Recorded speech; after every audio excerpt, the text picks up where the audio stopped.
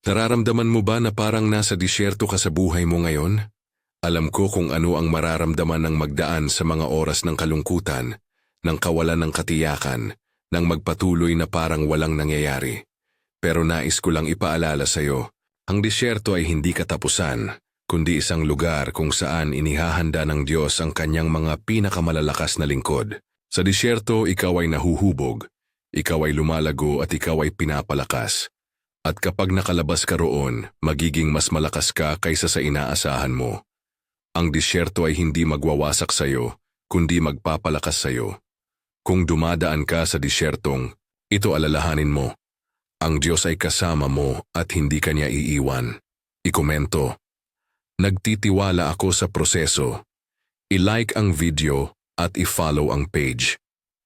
Lalabas kang mas malakas, mas handa, at mas may tiwala sa mga plano ng Diyos para sa iyong buhay.